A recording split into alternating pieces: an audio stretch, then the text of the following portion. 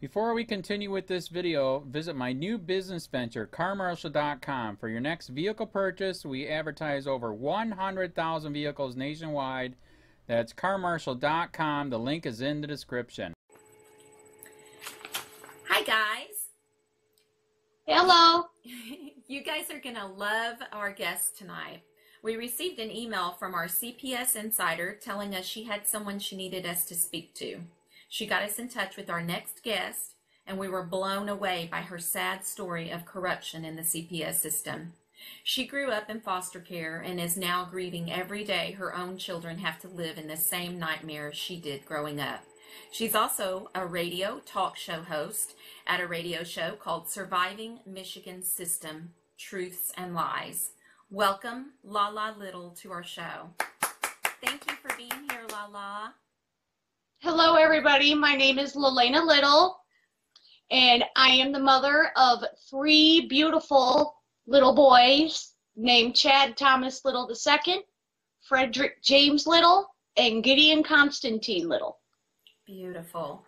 So, Lala, would you give us some background on how you ended up in state care? When I was a little girl down in Detroit, my mother had done some screw-ups, and CPS had came into my life. But she had fixed herself, fixed her life, fixed it all for me. And despite this, a CPS worker on my case made a clerical error on my paperwork, and instead of owning up to the clerical error, she covered it up. Wow. Wow. She covered it up by letting you No clerical error, and even worse, CMH helped her do it. Oh my gosh. Okay. As a result of this error being covered up, I was placed not in foster care because they didn't really have that going back then. They instead placed me in long-term children's mental facilities. Wow. Wow. And so, you said you have a disability. Explain what the disability is. I now live with PTSD, anxiety disorder, OCD, and borderline personality disorder as a result of the past 26 years of trauma and abuse the state of Michigan system has inflicted upon me. That is my disability. And I was awarded disability from the federal court due to this, due to the abuse that I suffered at the hands of the system. Here's my disability paperwork, which was also submitted into evidence at my youngest son's jury trial to take over jurisdiction. And let me just say, I did put a page on our website. You have lots and lots of documentation to back up everything that you're going to talk about tonight. And you actually gave us access to that paperwork. So we downloaded that stuff, and it is on our website. And if you go on to victoriouslibertas.com, over on the right next to the slider bar, your page will be there that's got all that documentation for anybody who wants to go and look at this for yourself. So you were placed in the system when you were 5 years old, and you spent your whole life there until you were 22 years old. So tell us what it was like. It was 20 days before my 22nd birthday. I was shipped around from mental facility to mental facility till I was 12 years old. I went home to my adoptive parents for 9 months. Only for my adoptive mom, who, by the way, is also biologically my step-grandmother. Yeah, and we'll get into that. She placed me back in the mental health system to cover up the abuse she was doing upon me. Wow. Wow.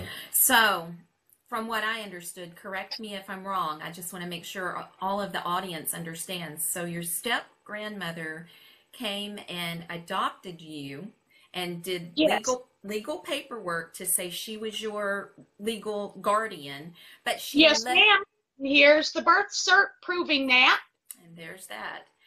But she left you. Forgive the water stains on my birth certificate. And here's the paperwork on my birthday. She made sure I got it on my birthday. Envelope, you can see the addresses on both sides, the date it was sent. My birthday's May 23rd. It was sent May 22nd, so I would receive it on my birthday. Okay, so let's go back just a little bit because we were talking about when you were very young and you went into the system when you were 5 years old. When you were 7, were you 7 years old when your step-grandmother adopted? So what she did is she filled out paperwork, legally adopted you, but she left you in the system. Is that correct? Yes, ma'am. And as a result of being left in the system, not only did she take money off me for being my new adoptive parent, but the state was collecting money off me too. They were getting my disability checks for care. Yes. So the reason she wanted to adopt you is not because she cared about you. It was so she could get your disability check. And you're right. They were double dipping at that point because she left you in state care. They were getting money and she was getting money. Okay, I have a question. So, so your grandmother adopts you, but she keeps you in state care. Till I'm 12 years old, takes me home for 9 months, Right. and then locks me back up just because I defended myself from her abuse. And her abuse was what? What was the abuse? So Physical. So we had physical abuse. So she's hitting you. Yes. And I wasn't the only family member she did this to either. I found out years later she did it to my adopted sister, threw her head through a sliding glass window, burned her with curling irons. I also found out she threw my Uncle Dan in a mental facility when he was 16. Was your So she's known for this throughout the entire family. Was your grandmother married at the time? To my grandfather, sadly. And what was your grandfather doing? Nothing? Nothing. It was like she had his balls in her purse. Okay. So was she abusive to your mother? Yes. Even hired a hitman to try to break my mother's legs. Okay, so now we got to circle back a little bit because let's talk about your grandmother a little bit and what's going on with your grandmother. Why do you think that she's so abusive? What's going on with her? Because this seems very dysfunctional. She's power hungry, evil witch. That's what she is. All All right. she ever cared about was money. So this is all. So all right. So she just wanted money. Okay. All right. I get it. And she was physically abusive, and to your mom as well. Yes. Okay. Was she ever arrested for being physically abusive at all, or nothing? Okay. Wow, incredible. Yeah. Okay, so when your step-grandmother took you back and put you in the system, is that when she told your mother that she was taking you to a private school? And you would have No, school. she told my mother that when I was 7 years old. We actually were at the Farallon Center parking lot. The parking lot. We were parked in it. And she told my mother this was a private school. My mother had no idea. It was a mental facility. She'd also threatened my mother to stay away. And if she didn't, she'd throw me in a mental facility. Not even knowing she had already done so. Right. Wow. So at 7 years old, you're thrown into a mental facility. 5. I was thrown in Havenwick first. So you're mental at 5. Wow, this is incredible. And tell us about your sleeping, and tell us about your bedrooms. You had told me stories about what the bedrooms were like. We had 4 rooms, you know, 4 girls in each room. 9 to 13 girls in a cottage or on a ward. Some of the things they did to us include forcing pills down our throats because we were kids and we were in state-run mental facilities. Mm-hmm. We couldn't refuse to take medication because we were all under the age of 18, and they coerced our parents or our guardians into believing these pills would help us, when in fact they hurt us. We were also put in 6-point restraints, thrown. What is a 6-point restraint? They put us on a mattress, and they restrain our arms down with straps, our legs down with straps. They throw a strap across our chest and a strap across our legs so we cannot move. How long were you left like that? Hours at a time. Oh my God. And this is for because they thought you were being disobedient, or they would just do that? Yeah, okay. Wow. They also had a room called the quiet room. And I shit you not, this room was literally prison-style solitary confinement.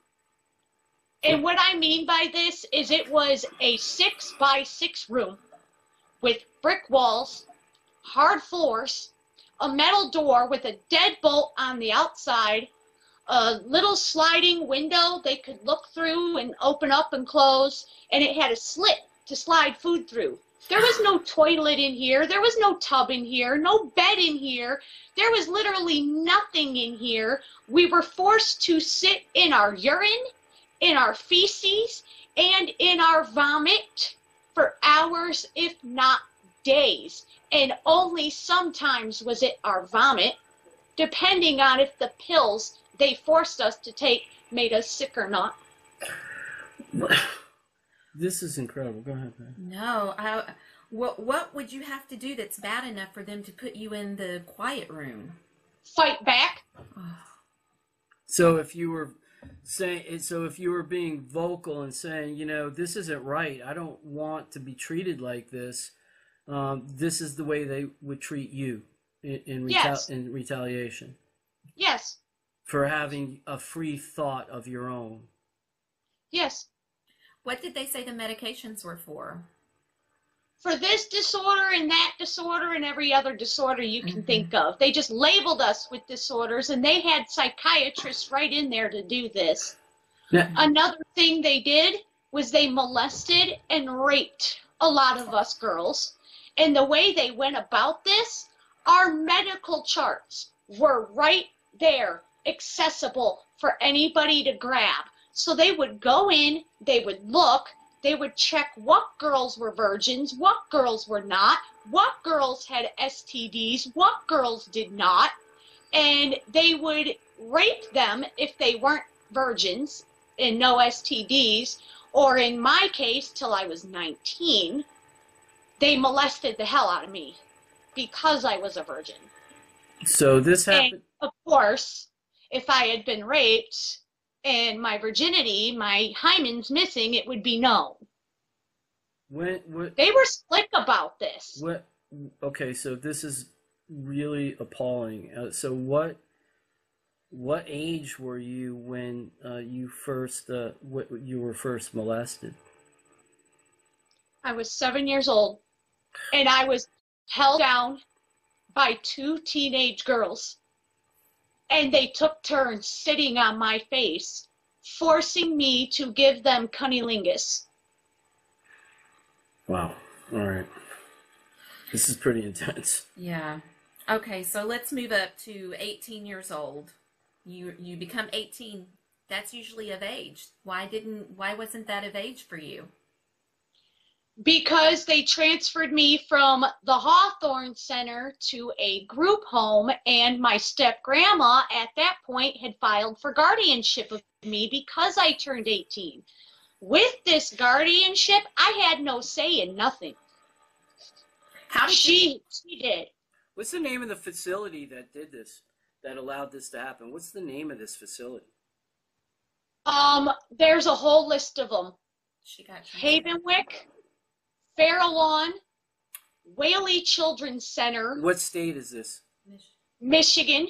Okay, yeah, I know, but I just want everybody else to know. This is Michigan, and because we want to get this out. This is very. There was 3 versions of Children's Home of Detroit. One located in Grosse Pointe, one located in Warren, one located in Ferndale. I also was in Hawthorne and Arborview up to the age of 18. And I suffered all this kind of abuse all that time. And all of them. And I'm not the only one, not even close. Are those facilities still open now? Most of them are shut down. Hawthorne's the only long-term kids mental facility left that I know of. Farallon was closed down and the building caught fire and burned. Havenwick was turned into a short-term facility. The Children's Home of Detroit are all three closed down. And there are records proving these facilities were in fact either closed down due to child abuse or, my personal favorite, lack of funds. Lack of funds, my dang gone ass. They were embezzling over 2,000 disability checks a month statewide from kids like me in these facilities. So lack of funds is the excuse they put down to hide the fact it was another facility closed due to child abuse. Right. Wow. So they made sure to even cover their tracks a lot with this. So, when you were 7 years old, what's the name of that facility? Are they shut down now? Yes, that was the Farallon Center, and the building is burned down. I was appalled to find a Facebook page for the Farallon Center, and a therapist had actually started this, and he actually put a post up there. What would you guys think about having a reunion at this place? And I lost it. Are you out of your mind? And I wasn't the only one. You can freely look up the Farallon Center right on Facebook, and you can see several victims who were also in this place all express abuse that I am giving out. This is not an uncommon story, and more people are coming out to Angie and I, telling they were afraid at first. For many years, they were afraid to tell the story because thinking that nobody would believe them, but they're really. Or they got what I got when they tried to speak out. Told we're crazy, psychotic, we gotta be lying. Oh, our system can't be doing this to children. Yes, they are. And they have been for over 30 years that I have firsthand knowledge of. And the reason why I say over 30 is because 26 years ago, when I was first placed in Havenwick at 5 years old, there were children there that had been there before I was even there. Yeah, so I think Angie and I know that that's one of their objective is to control people's mental abilities and say, you know, the state is going to control you because of your mental capacity. Mm-hmm. And you can't take care of yourself. You can't take care of yourself. And so it's not uncommon for people to be afraid to speak out because they don't want to go back into that facility anymore. Because and I was one of the few who did. And you only need one doctor. You only need one doctor to say that you're crazy and put you back in. We know that. Yep. Yep. They can just pay one to say that. Yeah. So when you were 18 or 19 when you moved to the group home? I was 18. It was my 18th birthday. It was May 23rd, 2003. Okay, so how was the group home different from what you had just left? It was more like a home setting, but we still had rules in that. And we were still forced to take medication. Even because I had a guardian, I still had to take pills. There was even a time when I went to CMH for my medicine. I didn't know it till I got back to the group home, and they tried giving me my medication later that night, telling me, and I look in my cup, and I'm like, what's this white pill? And they're like, oh, that's Zyprexa. I said, when did I start taking that? They said, today. I said, like hell I did. I'm 18 years old. I don't care if my guardian signed the paperwork or not. They need my signature consent. Mm-hmm. And I said, like hell am I taking this because they don't have it. And the group home fully agreed with me, and I did not take it. Good for you. All right. Very good. The very next month, I stepped into my CMH office, walked right into the doctor's office, and I looked dead at Dr. Hogan, and I told him if he dared try to prescribe me medication without my consent again, I would go after his license. Very good. Good for you. Yeah, that's very good. You've had enough. Well, she's very strong. You're very strong. You have a beautiful spirit, and we're so proud that you've made it this far. You're such a survivor. We're so proud of you. Yeah, to be honest with you, for you not to be broken from what you've been through is just a godsend and pretty incredible. And so, yeah, you're to be commended for your bravery. So tell us how you were able to leave the group home. I wasn't.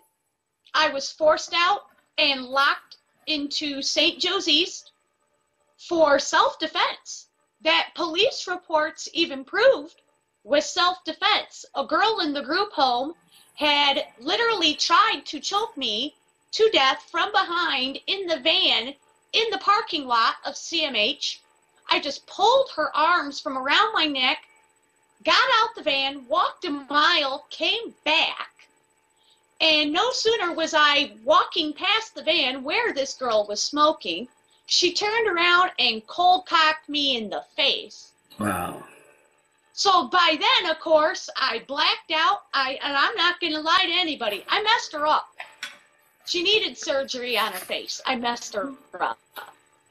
And police even said they did not know how on earth I did not go after her when she tried to kill me. They said it took a lot of self-restraint. So the new Baltimore Police Department even ruled it was self-defense. And flat stated if they were me, they most certainly would have fought back. Yeah, you have every right to defend yourself, of course. Wow. While in St. Joe's East, Dr. Bodigum held me there against my will, claiming I was insane, claiming I did something wrong, and I went through something that most people today don't even know about. Electric shock therapy. Wow. I was forced to take electric shock treatments at 19 years old. Oh my I goodness. found out I am one of 2% of everybody who has ever received them that they failed on. What their job was to do was to erase my memories. That is what electric shock treatments are supposed to do. I'm sorry. Is this the same therapy that they strap you down in a gurney and they put something in your mouth while you're going through convulsions, and so you don't swallow? Yes, they inject you with this white stuff. I can't remember what it's called, and it's the white stuff that actually throws you into convulsions, and it literally feels like your body is being burned from the inside out, like if somebody drank bleach. Oh my goodness. I mean, this is crazy. This is a crazy story that how somebody can be treated in the United States. This is insane. This is very disturbing to me. What year was this happened? This was September and October of 2004. Wow. Wow. After a month's worth of these, my step-grandmother, who was my guardian, actually signed off because they weren't working. If that wasn't bad enough, not long after she signed off, they told me that they were going to give me a shock treatment, and I said the hell they are, because my guardian revoked her consent. They fought me. I fought back. I injured 6 of the staff to fight back, while fighting back.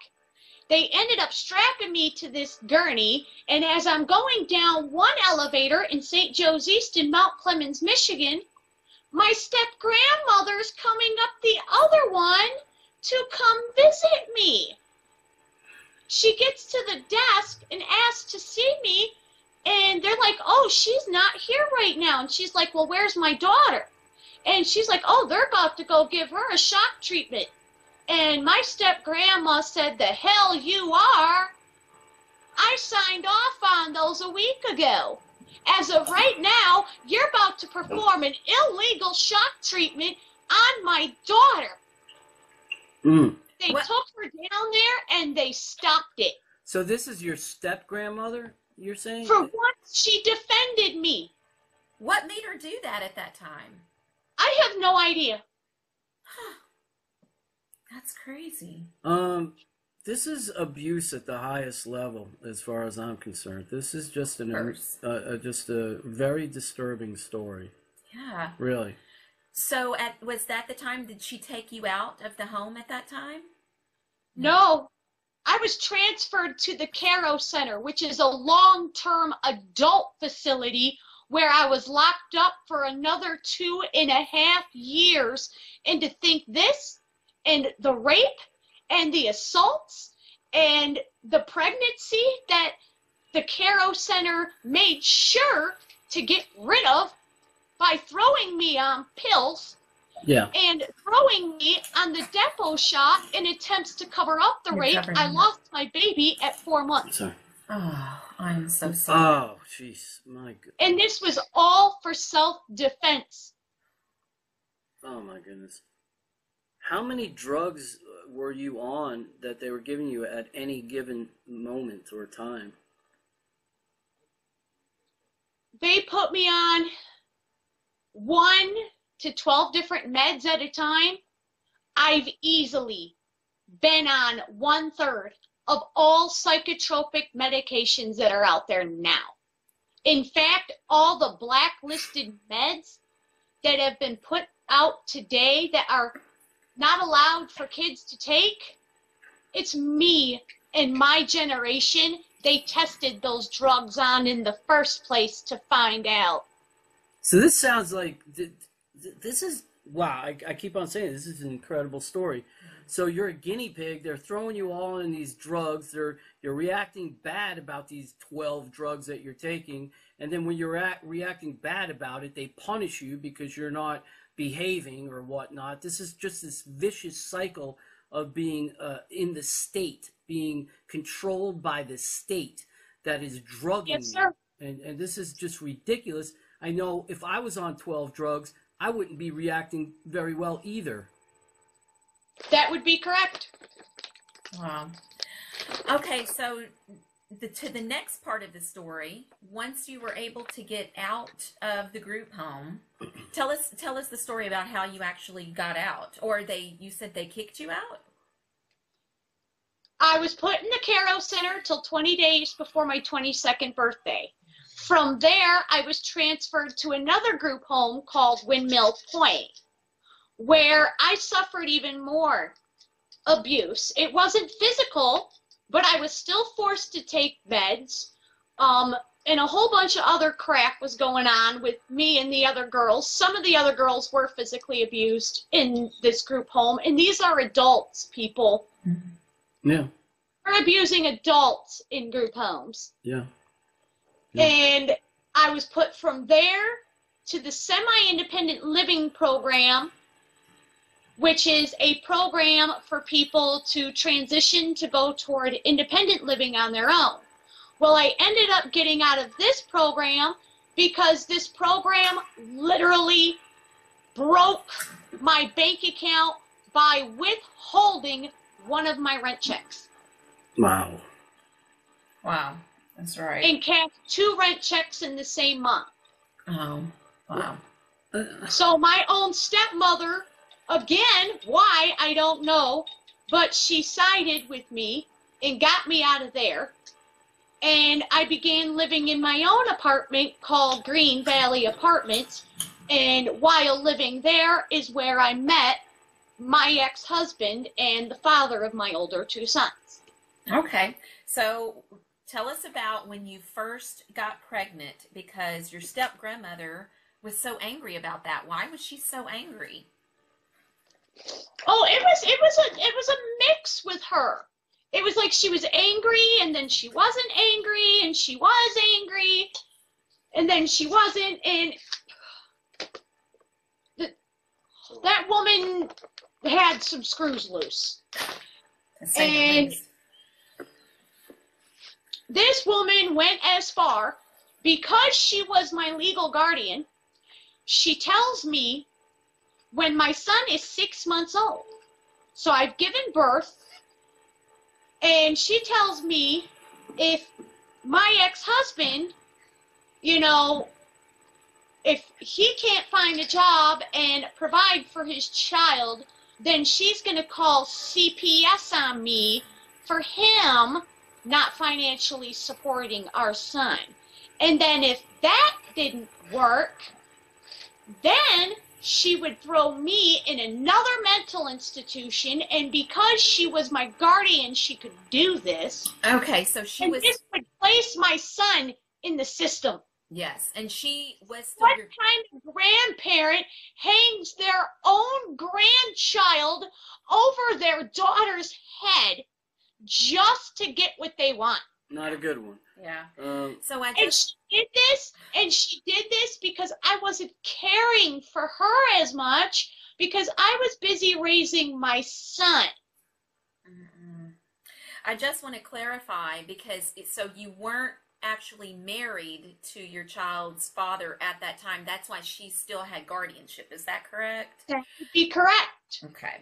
And so my eldest son's father found out this happened, and he found out from more than just me this happened. We had witnesses. I had witnesses present at the time this happened. He lost it, and I will never forget what he said to me.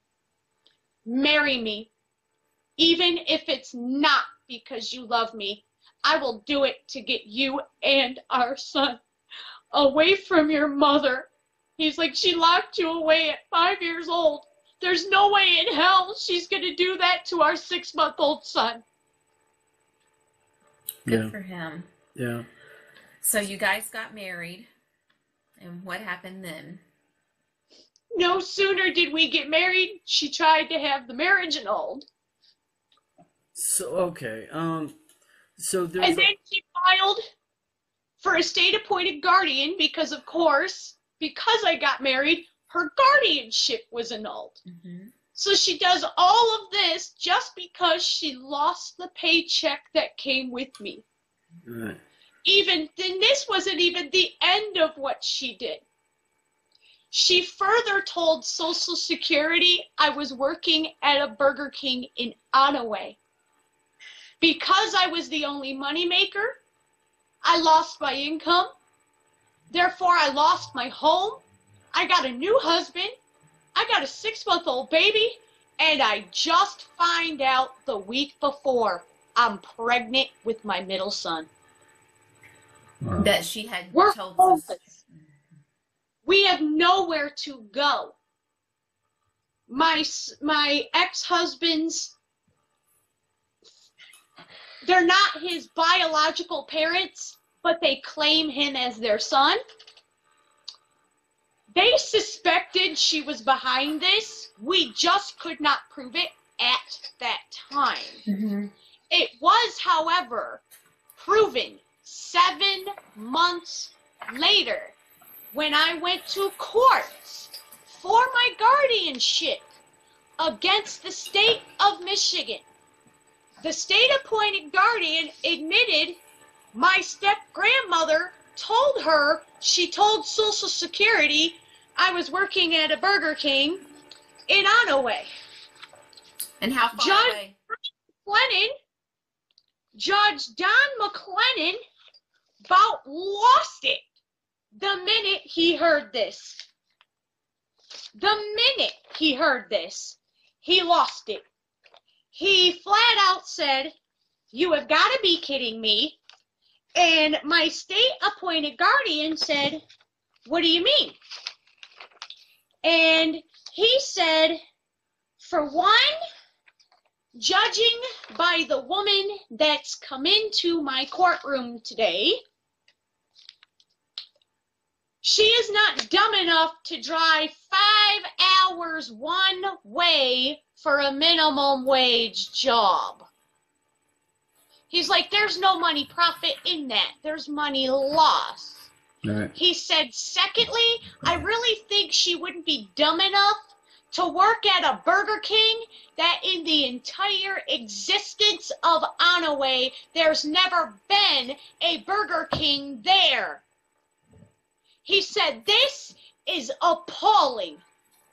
He said, this is something that if Social Security would have done their damn job and looked into, they would have found out very, very quickly was a lie. Because they would have found out there's never ever in the history of any Onaway to be a Burger King here. Right. So you won that case. And how long were you in court? And I won it. And it took 2 hearings, but the first one didn't even last 10 minutes because my state-appointed guardian didn't show, so they just basically adjourned it. Yeah. And I ended up winning this case in 1 court hearing that lasted 30 minutes flat. It was so horrendous. My court-appointed attorney from Sheboygan, Daniel E. Martin, said this guardianship case should have been on the front page of the newspaper. Yeah, that's wow. So I got to circle back real quick. So how is it that when you get married that your step grandmother didn't have guardianship anymore? There's a law saying that if you get married that the spouse automatically becomes your next of kin. Yes. Mm-hmm. Okay. Annulling any guardianship you have. So what? So you said ex-husband, right? So we are now divorced. Yes. So what was there anything that happened when you got divorced? Because now there's, you see where I'm going? No, the divorce happened long after my son's case started. Okay. I filed it after he had opened it, and they closed it on me after they finally got the kids from me without prejudice, and his attorney refiled it 2 years later. So I'm just saying that after you got divorced, so you no longer needed guardianship? Mm-mm. Okay. I won my own guardianship December 2012. Okay, great. She went to court. At that hearing, I went to court for it, and I wasn't even the one that petitioned the court about it. Okay. My CMH worker was the one who filed the petition. And tell us what a CMH worker is. A CMH worker is from Community Mental Health.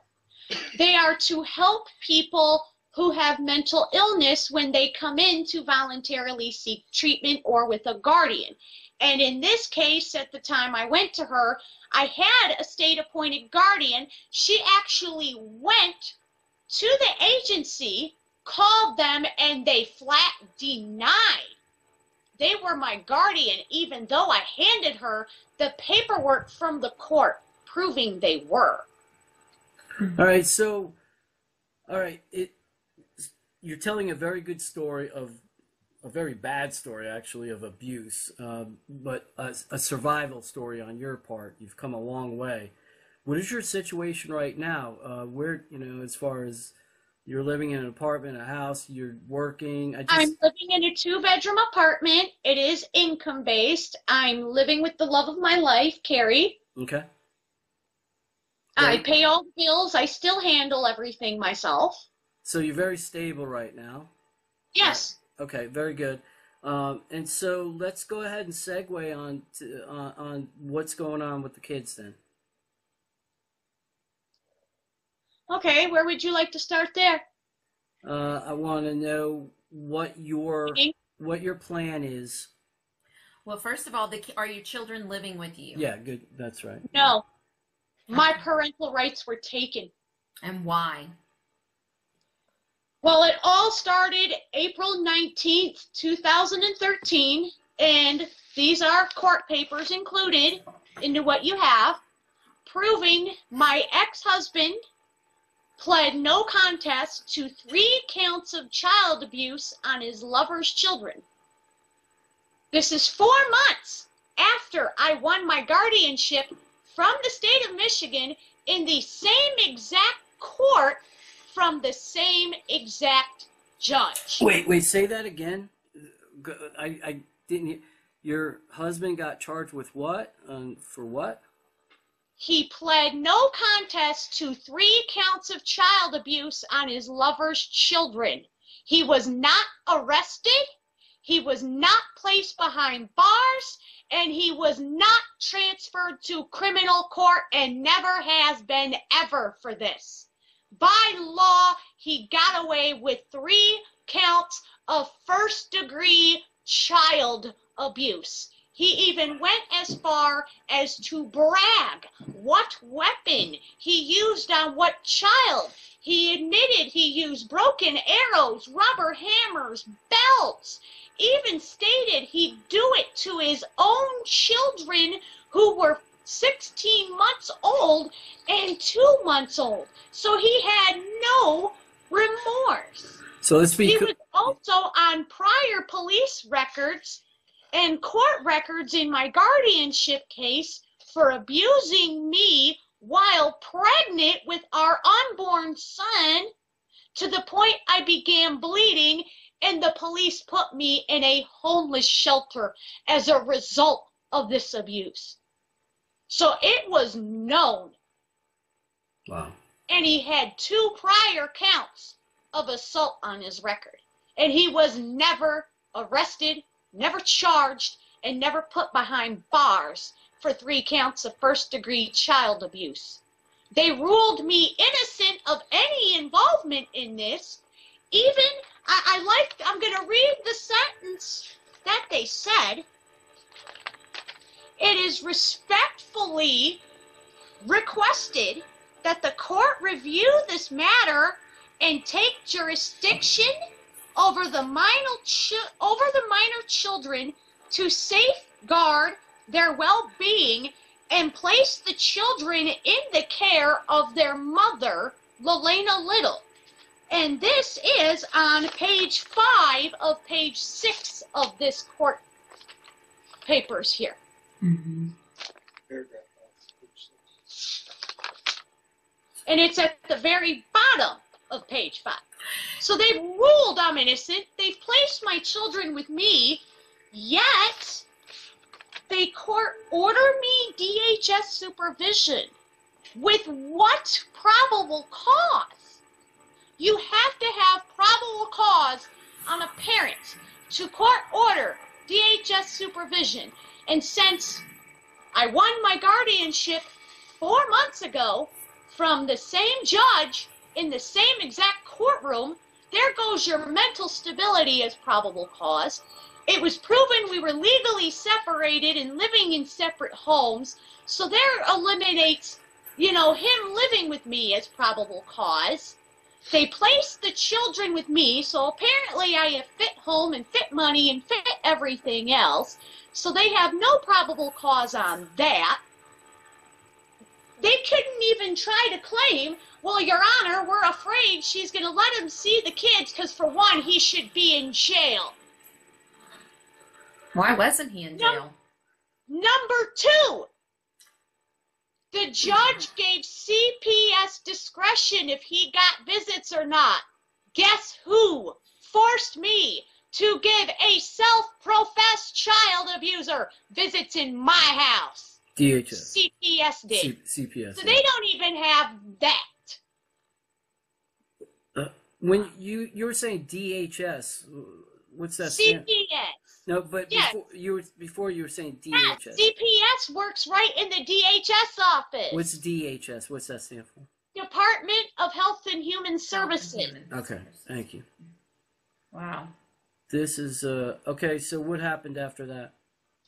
Because of this unconstitutional and unlawful court-ordered DHS supervision upon me per Henry Sanders, ruled in Supreme Court, June 2014, I was forced to allow CPS into my home, because if I didn't, I would have been arrested for contempt of court and my kids would have been placed in foster care anyways. For the following 7 months after being court-ordered DHS supervision with 0 probable cause. Mm-hmm. They came in my home and harassed me again and again and again with false allegation after false allegation after false allegation. And I do need to point out there was an allegation placed on me before my ex-husband got caught, and it is on the top of page 4. It's on additional allegations, section 4. On 3/8/2013, CPS received a referral that Frederick Little, 1-month-old, was seen by the doctors for failure to thrive. He was not feeding well or gaining weight. It was later determined Frederick had gastroesophageal reflux disease, known as GERD. The case was denied and closed on 4/19. So the very same day this case was opened, they had closed mine. Mm. So they didn't even have a prior open case on me as probable cause. In fact, the doctor that made this CPS call on me got in trouble. He was thrown out of Thunder Bay Clinic because he was caught medically neglecting my newborn son, not once, but twice, for a condition he himself admitted to CPS was very likely my child had. So, wow. It seems like you've had a lot of nefarious doctors in your life, and then judges rule for you in your favor. She's won a lot of cases that she has her stuff straight. How many times have you been in court? Well, let's see. I can't even count. A lot. Yeah. Wow. Okay. Are you still in the middle? Are you in the middle of court cases now? No. I'm currently trying to find an attorney to take this case to federal court. Yes. Okay, so that's why we'll do the story and see what happens, you know. Maybe somebody will do something pro bono or have some kind of advice for you. And where are your children right now? Because that's horrible. They are adopted and due for their privacy and everything else. I will not disclose the family's name that adopted them because they are innocent in this matter. They did not know, and they did adopt my sons for the right reason. Okay. And they did adopt all my sons together. Okay. So I will not bash this family because they are a very good family. Okay. Even though we are not currently speaking, due to a falling out, because apparently they're not liking that I'm looking to take this to federal court. But I have expressed I don't want to overturn the adoption, you could say. I want to have rights to my children because there's not only my 3 sons involved here, there is 3 other children that are biologically theirs in this house, and all 6 of them are ages 5 and under. So to rip my children from this family's home would not only traumatize my 3 sons all over again, but their 3 children. Yeah. And unlike CPS, I am by no means a fan of mentally traumatizing children. I guess I missed it, and Angie tells me all the time I don't listen. So, so when did they take your 3 sons away from you again, and for why? They took them 7 months after my ex-husband got caught. Okay. And they did it all with evidence that they managed to obtain via that illegal court-ordered DHS supervision. And what? And their evidence, there was a list of allegations. All were proven false. They took my children based on 12 Cheez-Its, 6 toys on the floor, A battery that was on the floor that was only there because I was changing out one of my son's toys for batteries. Yeah. 2 trash bags in the kitchen that were blocked off by a baby gate and tied up and ready to take outside. Because my children were 9 months old and 2 years old, I had to wait till both were asleep to take that out. Yeah, I get it. And then they complained about my cat box, again, being in the kitchen, blocked off by a baby gate, and they complained it wasn't in the bathroom. Well, you know what? I'm fucking sorry. My oldest son had already tried eating the kitty litter twice, and I had moved it because he was in the middle of potty training, and he needed the door left open at all times so he could, and everywhere he went, his little brother followed him, including into the bathroom. So I moved it from the bathroom to the kitchen for my son's safety. How many times? They claimed this made my home unfit to have them in. How many? So during in your care, how many times have your kids been rushed to the emergency room? 1. And it was because my oldest son broke out in hives at 3 o'clock in the morning because he had an allergic reaction to amoxicillin. Right. Okay. And speaking on that, on there, go ahead and tell us about his adoptive mother and that situation. Mm-hmm. Oh, the first foster mother. Yes. That's my oldest son. Oh. What they did to my middle child 4 months after they took my children from me.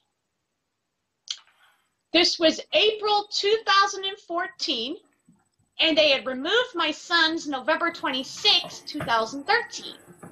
I was able to prove beyond a reasonable doubt in the court of law that CFS Child and Family Services worker Chad Alexander lied, blatantly lied on the stand about the true nature of my middle son Frederick's condition when he reacted to the amoxicillin. He tried claiming it was a mild reaction on the stand under oath.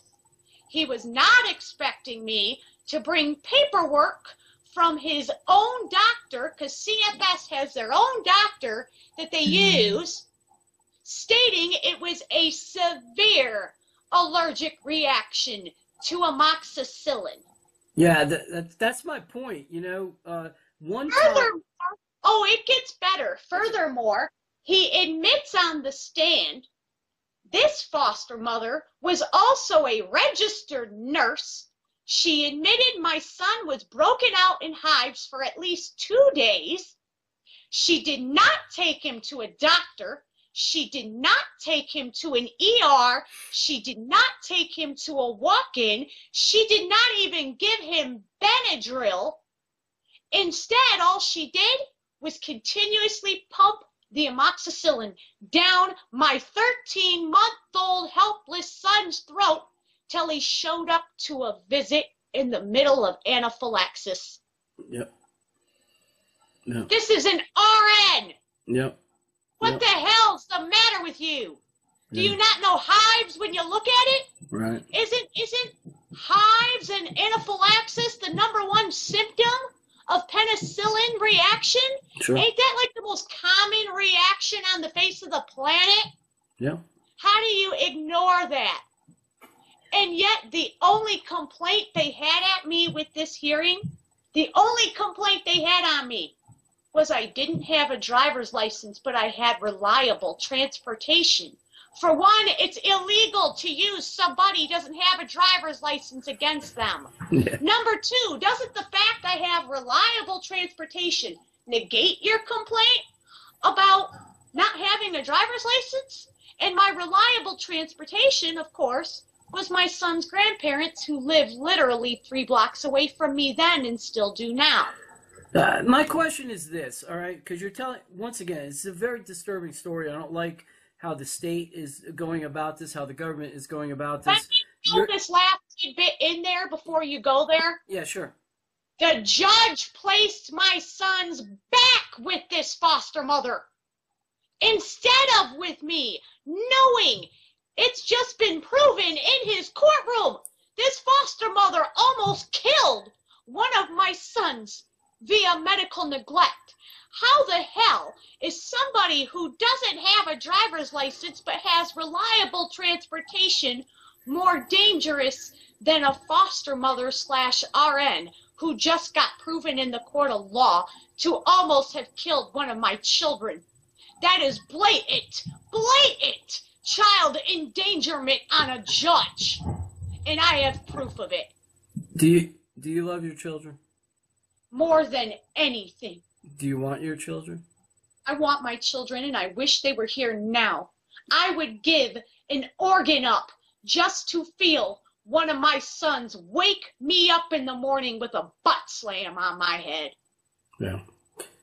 You know, it's a sad state of affairs when the government feels that it's necessary to rip somebody's children away from their mother for what seems to be no good reason, except for the fact that you've been abused all your life and you've rised above that abuse. I need to reiterate what my boyfriend Carrie just said. This is not an act of the government. This is the act of false pretenders. Because they're no longer government the minute they break the law. Unfortunately, I get what you're saying, but unfortunately, they are in the government, so... Yes, they are, but... I understand what you're saying. They're nefarious government actors, we call them. Yes. They're black hats. They're not good people. We know that. We've talked to a lot of people that have the same complaint. I don't like it. I don't like it when the government and bad people rip children away from their biological mother or father when there's no good reason, there's no abuse, you didn't hit the kids, you didn't starve the kids, you didn't do anything to them except for love them. You're not perfect, I'm not perfect, but that's no reason to take kids away from their biological mother who, it sounds like you've been through a lot and you've rose above it. And so, you know, we'll help you in any way we can, right? Absolutely. So what are your next steps? What's your plan here, Lala? Until I get this case in the federal court and win, I have promised my sons I will live my life to the fullest, like they would want me to do. They would not want me to live in misery. They would want me to live happy. And in the meantime, how I'm trying to fight for them, I help other families across the state and across the nation fight for their children, and I expose the corruption within this system daily because people need to know the truth. I agree. And again, what are your sons' names and ages again? Chad Thomas Little II, age 5 years old. Frederick James Little, age 4 years old. And Gideon Constantine Little will be 2 at the end of this month. How often do you get to see them? Not at all. I haven't seen them in 2 years. You're kidding me. I'm not. How about talking to them? And the foster family, even their adoptive parents, which is a whole different set of parents than the ones that almost killed my son. It's so... They even admitted they looked into my case, found it was riddled with corruption and bullshit, and so they admit I'm innocent, and then they further, I got the messages from her, she even further admits my sons tell me that they tell her they want visits, but they can't have visits. Who are you to keep children who want to see their mother away from that mother, especially admitting you know that mother is innocent and never did anything wrong? So, thou shalt not covet. And by keeping children away from a mother you yourself admit is innocent and that their own children wants to see them. You are coveting. You are violating one of God's 10 commandments. My sons will know the truth one day. Yes. And when they find out, who do you think they're going to have animosity toward? Not me. They're going to look at their adoptive parents and go, you knew? You knew she was innocent the whole time?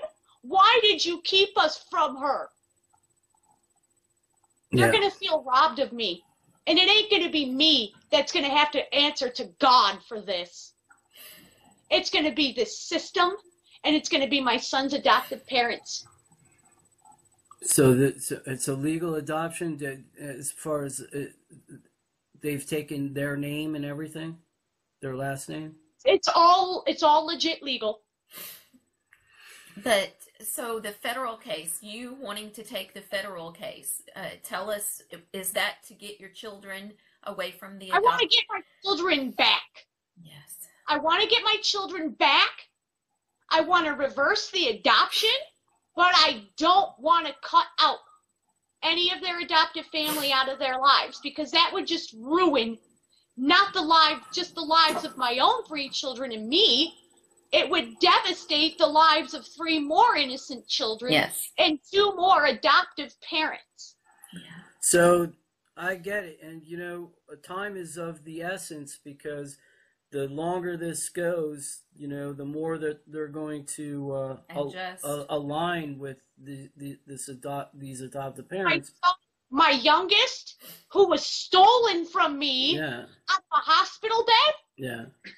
based on neglect charges till this day, they have never charged me for, No. claiming I neglected my newborn son, who was perfectly healthy, born drug-free, born alcohol-free, 6 pounds, 7 ounces, was breastfeeding and getting supplemented formula. He wasn't even 24 hours old, and they claimed that I neglected him. Now listen, I've reviewed some of your documents, and you're one of the most documented persons that we've met that have this complaint. We're going to link all of these documents on our website where people can see them, because it's incredible what's happened to you. We've got a lot of loving, caring people that watch our channel, that subscribe to our channel. I feel confident right now that somebody is going to be able to help you. You know, we're going to get your story I out. pray to God somebody can. Well, Because this is disgusting. 26 years of this? Yeah.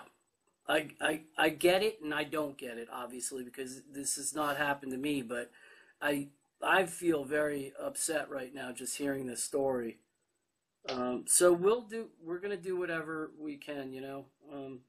That's how Angie and I roll. You know, we listen to people, and we try to help as much as we can. And we helped Lynn out as much as we could, and she was able to. They dropped the charges, or not dropped it. They dropped the case. They closed the case. They closed the case. So didn't even take the case forward in court for her. So she's going to keep her kids, and that's a great story. And we want to do that for you too. So it'll be a miracle, but miracles happen all the time, right? Yeah. Yes, they do. Yes, they do. And you are a miracle. Thank you so much for coming and sharing your heartfelt story with us. You have an amazing, incredible, crazy, sad story. I'm so sorry these things happened to you, but it really has made you a wonderful, strong person. Yeah, I mean, Thank you very much. Thank you very much. And I firmly believe that being an advocate is something God wanted me to do. Personally, I think He trained me for this. That's what my upbringing in the system was about. Yeah. And I learned everything right from the inside, how they're operating, how they're doing it. And you know what? I have a very strong feeling that there's going to be people that are, when you get your kids back, that there's going to be people that are going to reach out to you, and that they're going to need your help. They already do. And I haven't even got my kids back yet. I've already helped other families get theirs. That's awesome. You're going to be blessed. I really appreciate you coming on talking with us today. Very heartwarming story, and like I said, we'll do our best to do whatever we can. Thank you. All right. Hey Charlotte County, this is Charlotte County Cop Watch, and I found that I had to make a change this ending on my videos, letting you know about the channel and fair use laws, you know, how we can report on other people's reporting and how it's good, how it's bad, etc. But you guys can look it up yourself. It is legal. It's in there. But like I've told you before, that I've been cut off from making money on YouTube for 4 years. It's really weird, bizarre, but they cut the money off, but they said you can keep the channel, and now YouTube makes all the money. And if you get bored, plug it into Social Blade website, and you'll see that they are making a huge amount off the site. Right now it's at 63 million views, 53,000 subscribers, almost 3 million views a month. You know, trying to wake people up, and I make nothing. In fact, I got a customer that's ex-congressman. He said if I could ever find a lawyer, sue YouTube on it. But because this is nuts, 4 hours a day, and to save America, you know. But at the same time, it's worth it. Look at what our founding fathers did. They died for this country. So, but getting back to the money part, this is why I'm redoing the video. Is my dream of everyone giving $1, and it's going to be $53,000 a year, or if they did Patreon, which you know, can be monthly. That is not working. That'd be great if it did. Nothing is perfect. And I appreciate the people that do donate, you know, what they can on PayPal. And there again, I'm letting you guys know that is not much. It is, you know, monthly is, oh my god. So anyways, yes, you cannot live on it. It's very, very, very low amount. But the dollar things, I do appreciate that. But when I first said everybody give $1, that's not working. I'm just letting you guys know it's, yeah, that's that dream. Everybody gives $1. 53,000 subscribers, it's not working. So yes, if you can give more than that, you know, I appreciate it. Like I said, you know, I'm in a unique situation where, you know, what we're already debt free, and I'm not rich, but with the little business that we have, I am able to do what I am able to do 45 hours a day, you know, letting you guys know what's going on. In 4 years, I've did the whole thing myself. 12,000 videos on there. I literally get emails where people are like, holy crap, I never knew it was this bad. And it is this bad, and it's getting worse every day because we have the internet, we have cell phones, we have cameras everywhere now, and it's just disgusting what's going on. And then, as you guys know too, we got Trump, we got Jeff Sessions doing a war on drugs, and now he wants to go after the forfeiture laws again. It's just unfreaking real. So if you can give more than that dream of everybody giving $1, yeah, that old video, that's not working. They're not, they're just not. So anyways, if you can give more than that dream is not working. Hardly anybody is giving. There you go. So that's why I'm remaking the video. If you can give more than that, that would be great. And there again, like I said, the Patreon's there. There is some people on there that are starting to give, but there again, it's very, very low. And like I said, I don't want to get rich off of that. I'm going to keep doing what I'm doing because, you know, it's still so stinking corrupt. It's not even funny. My court case that I'm going to be paying out of my pocket myself with Charlotte County's coming up. They illegally looked me up and then posted all my information on LEOAFFAIRS website. They basically doxed me, however you want to say that. I forget what the word is, and they outed me, man. And that information on that site went out to 500 sheriffs, deputies, people that work at the jail, etc., etc., etc. So, yeah, it is very, very scary, but we're going to do a federal case, 1983 case, violating freedom of speech. We have 17 cameras in the house now. We got 2 cameras in the car. I always carry a camera plus a cell phone. A lot of people are highly recommending I get a vest now. If I could, if the wife would let me, I would run for sheriff. We are trying to push the thing nationwide right now, where just to mix it up and to get the topics out there is register to run for sheriff NPA, no party affiliation, as a write-in, and that is completely free, and you can participate in the elections. And there's a lot of stuff. We got a guy, James McLinnis in Pinellas County, Tampa, who almost won. He experienced the corruption himself. The story is unbelievable. Look him up. It's mind-blowing what they did. It pissed him off. He is very, very smart. He has way more money than I did. He ran for sheriff at the last 3 months last year in 2016 and almost won. He got all of the black vote. And the reason why he did that is because he ran in, I will not bust, we're in Florida, I will not bust anybody for weed anymore unless it's an ungodly huge amount, like pounds. And then he also ran in, no more victimless crimes, no more of this freaking road pirate bull crap. And then he was going to cut the budget by 30%. And when you think about that, you can. If you stop the road pirates, you can get rid of a bunch of people. Gone. So, the wife has been saying, yes, I can, yes, I can't. So I don't know. We're trying to find somebody that can do it because I am busy doing this anyways. But, so I'm making a video, like I said, that $1 a month from everybody, you know, for 53,000 subscribers, that is not working. I'm just letting you guys know.